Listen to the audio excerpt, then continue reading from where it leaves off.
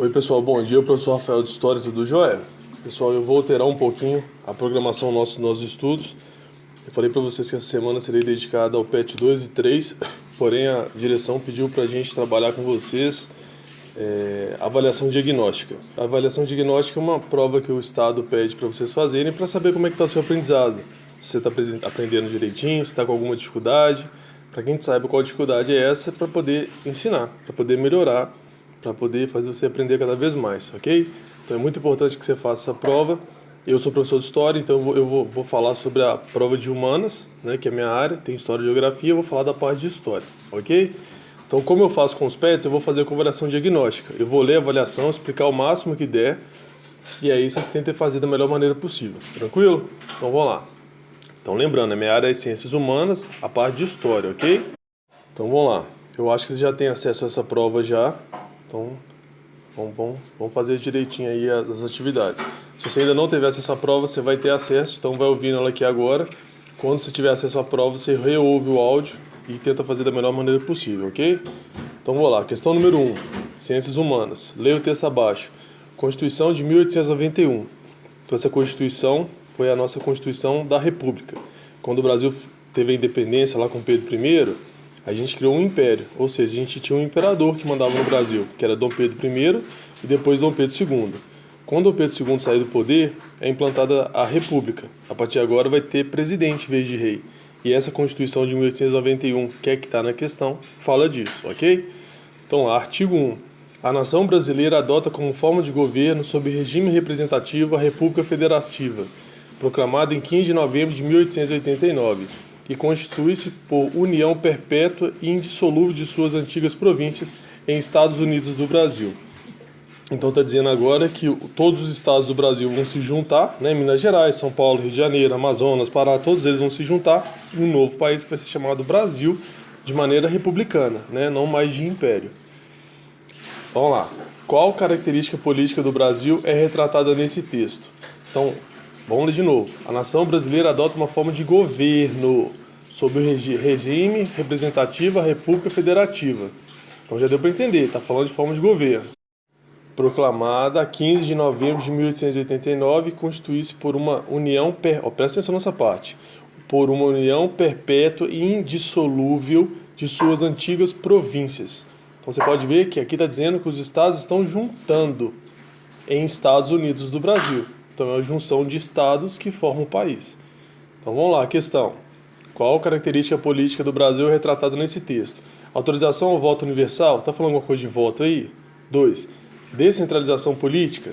Está mostrando aí que agora tem uma pessoa só que manda ou são os estados que estão se juntando para formar os Estados Unidos do Brasil? C. Manutenção do parlamentarismo? Está falando alguma coisa de parlamentarismo aqui? E D. Preservação do voto fechado? Está falando alguma coisa de voto aí? Com isso acho que dá para saber direitinho qual é a resposta certa. 2. Leia o texto abaixo. No Brasil, as mulheres passaram a ter direito a voto nas eleições nacionais a partir de 24 de fevereiro de 1932, durante a Era Vargas.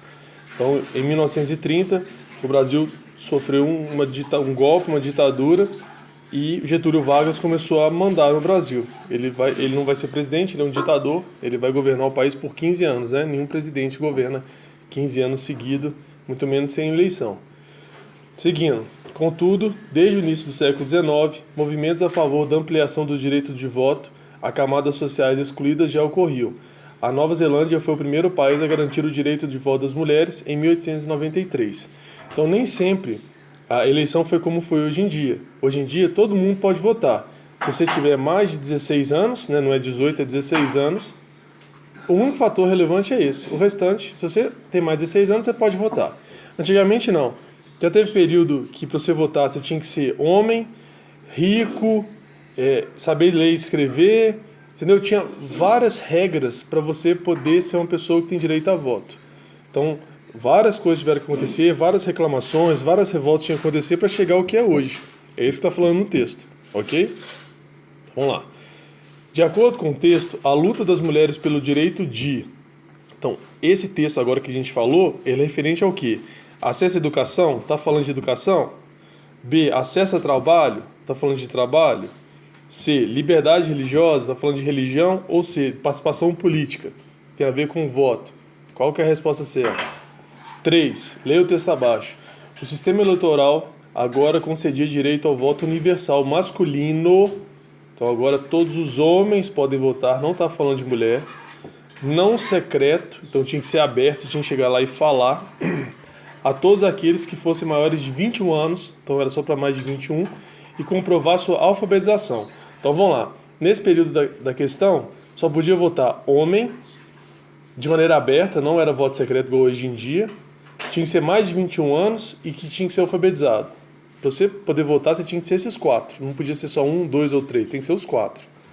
A adoção do voto universal e abandono do regime censitário. Censitário é poder votar só por causa de dinheiro. Quem tem dinheiro vota, quem não tem não vota. Criado durante a monarquia, de fato, modificou o universo dos cidadãos votantes. Então, com a república, isso acaba. Esse voto censitário, você ter dinheiro para votar, ele vai acabar.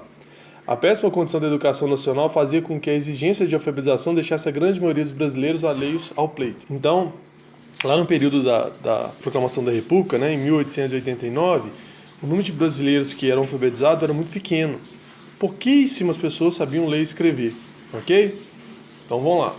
De acordo com o texto, durante a Primeira República, que é essa que a gente está proclamando agora, que é o tema do assunto que a gente está falando, os analfabetos foram, então as pessoas que não sabiam escrever, foram desconsideradas pela igreja. Tem alguma coisa a ver com a igreja na questão?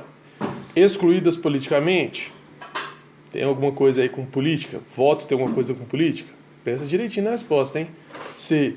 Impedidos de escolarizar. Aqui está dizendo que era proibido estudar. Estava dizendo que pouca gente estudava. Não está dizendo que é proibido ou tá. E D. Mandados embora do Brasil. Tem alguma coisa de expulsão das pessoas analfabetas?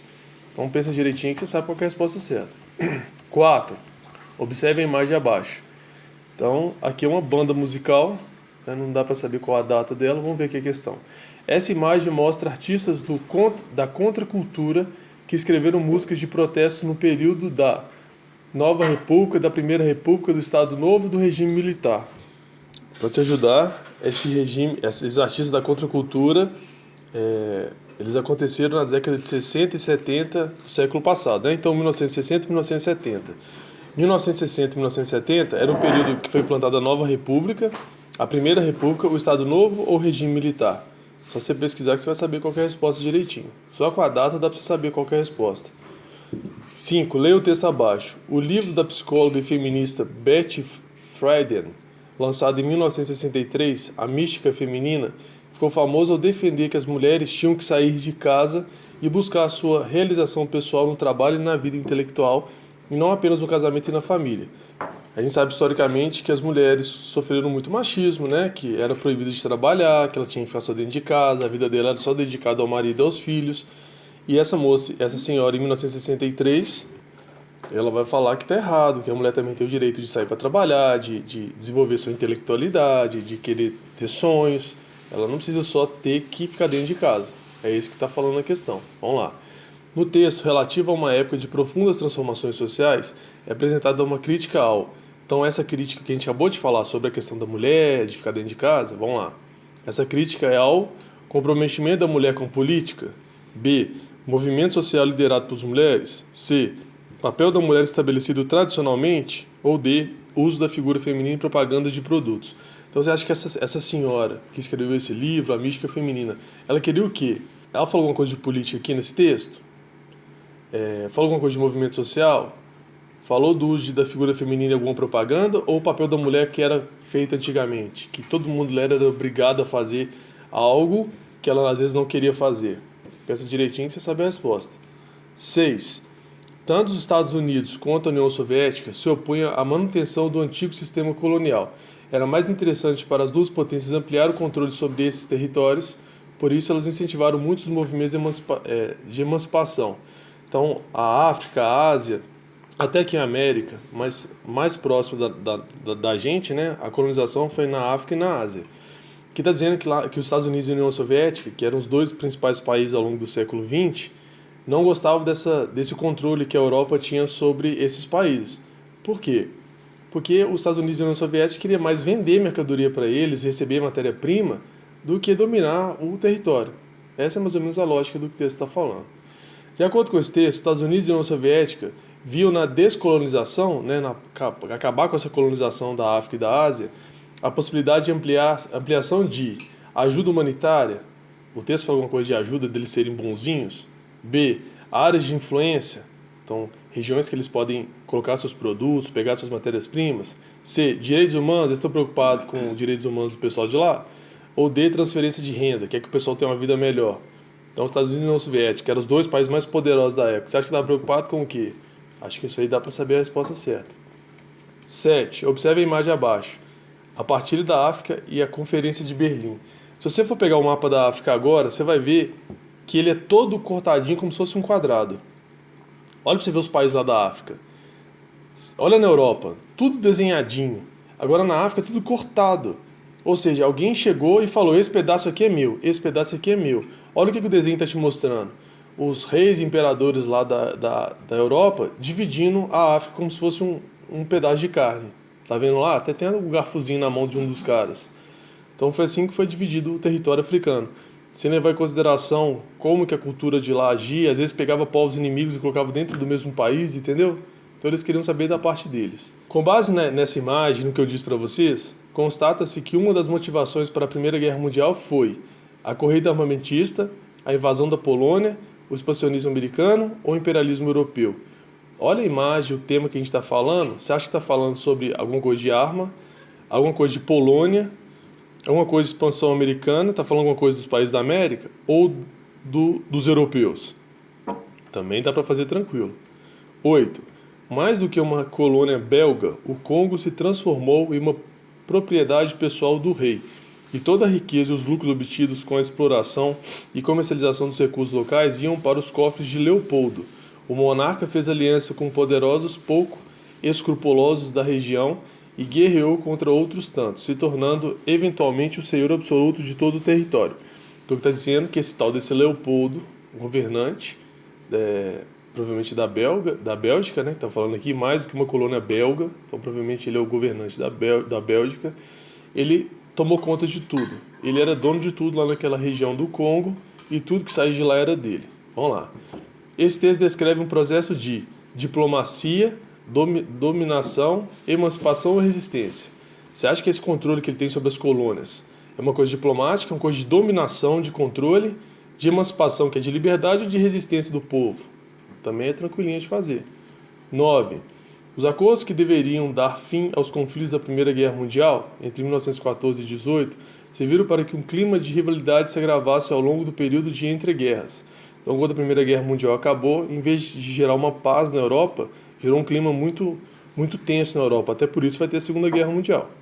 A imposição de multas e sanções extremamente pesadas não conseguiu fazer com que o equilíbrio político real fosse alcançado entre as potências econômicas mundiais. Grosso modo, podemos afirmar que a Primeira Guerra pavimentou as possibilidades para a ocorrência de um novo conflito internacional, que vai ser a Segunda Guerra Mundial. Então, quando a Primeira Guerra Mundial acaba, é jogada a culpa toda da guerra na Alemanha. E a Alemanha vai que falir, o povo vai passar fome, vai ser uma confusão danada. Então, o texto está te dizendo que um dos motivos de acontecer a Segunda Guerra Mundial foi a forma mal feita que foi terminada a Primeira Guerra Mundial. Então, vamos lá. De acordo com esse texto, com o fim da Primeira Guerra Mundial, as nações europeias continuaram em estado de tensão? Continuaram uma tensa com a outra? B. Devolveram os territórios da África? Tem alguma coisa a ver com a África aqui no texto? C. Eliminar a crise econômica? A gente acabou de falar que o pessoal da Alemanha estava passando fome. Não pode ter eliminado a crise econômica. E D. Solucionar as disputas internas. Então pensa direitinho aí. O clima da Primeira Guerra Mundial gerou a Segunda Guerra Mundial. Se gerou uma guerra, é de paz ou é de tensão, de nervosismo? Se você pensar direitinho, você vai saber a resposta. 10. Observe a imagem abaixo. Então tem aqui uma multidão de gente na rua, umas plaquinhas, não dá para ver lá direitinho, lá, ó, Direta Já. Direta Já foi uma campanha que foi feita no Brasil para que o voto voltasse a ser do povo. O que significa isso? No período da ditadura militar, os presidentes que eram colocados no cargo não era o povo que escolhia, eram os deputados e senadores que votavam entre si. A gente chama isso de eleição indireta, e eles escolhiam o presidente, então o povo mesmo não escolhia. Então foi feita uma campanha chamada Direta Já. Direta é porque o povo quer votar, não quer deixar o intermediário, para que o próprio povo ganhasse, votasse, escolhesse o próximo presidente do Brasil. Então essa campanha foi famosona. Acabou não dando certo, porque a eleição foi de maneira indireta, mas a campanha da Direta Já ficou muito famosa. Dá pra ver pela imagem o tanto de gente que aceitou ela. Seguindo, com base nessa imagem, o movimento popular da Direta Já foi fundamental para a proteção da ditadura civil militar no Brasil, B, a redemocratização política do Brasil, C, o crescimento econômico do Brasil, ou D, o desenvolvimento tecnológico do Brasil. Então vamos lá. Ele queria proteger a ditadura? Você estava questionando a própria ditadura? Ele queria redemocratização, queria que a democracia voltasse para o Brasil, queria crescimento econômico, tem alguma coisa a ver com economia aí?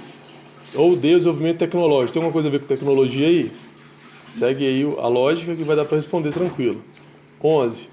Originalmente foram regiões de grande concentração de escravos escondidos nas matas e montanhas do Brasil colonial. O isolamento foi parte da estratégia que garantiu a sobrevivência naquela época, mas também tornou difícil reunir informações precisas sobre as comunidades de hoje. O que hoje se chama de comunidade remanescente são agrupamentos que herdaram as principais características desses espaços, formados por netos e bisnetos de escravos.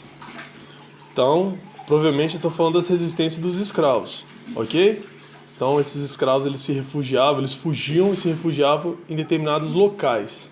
Provavelmente a questão deve perguntar sobre o que é isso. Vamos ver aqui. Esse texto destaca uma territorialidade expressa pelos povos.